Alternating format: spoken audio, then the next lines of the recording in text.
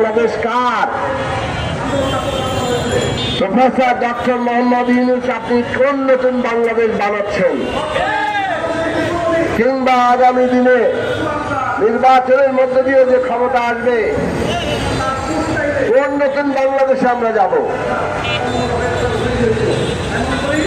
আজকে যে কোনো দেশে একটা বিপ্লবী পরিবর্তন, সেটা যদি ঠিক মতো এগোতে হয়, তাহলে তার প্রথম যে জায়গায় হাত দেওয়া দরকার সেটা হচ্ছে ভূমি। ভূমি সংস্কার ছাড়া কোন সত্যিকার পরিবর্তন হয় না। আমরা সংস্কারের প্রস্তাব করলাম, বিভিন্ন কমিশন করার প্রস্তাব করলাম, কিন্তু আমরা দেখলাম অনেক কমিশন হয়েছে, আবার অনেক গুরুত্বপূর্ণ কমিশন হয় নাই। তার মধ্যে ভূমি সংস্কারের কোনো কমিশন নাই, শিক্ষা সংস্কারের কোনো কমিশন নাই।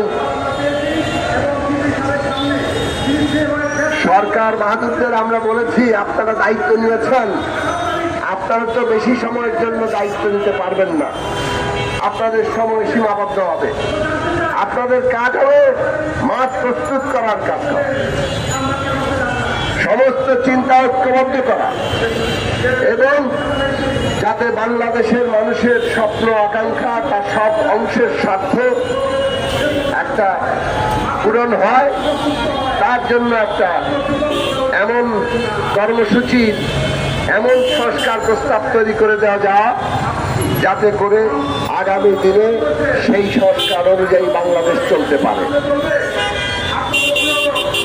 সেই জায়গায় আপনারা যখন রাষ্ট্র পরিচালনার দায়িত্ব পেয়েছেন,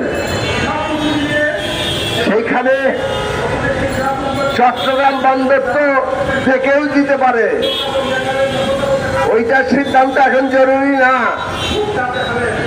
জরুরি হচ্ছে বাংলাদেশের ভূমিহীনদের ব্যাপারে সিদ্ধান্ত নেওয়া। এইটা যে কেউ করতে পারে না। আমরা যখন ক্ষমতায় দেখেছি বিভিন্ন নির্বাচিত সরকারকে, তারা যে সমস্ত লোকের দ্বারা নির্বাচিত হয়ে আসে, যত রকম খুঁটিতে বাধা থাকে, তাতে এই খুঁটিতে বাধা লোকেরা ভূমি সংস্কার করার মতো অবস্থায় থাকে না।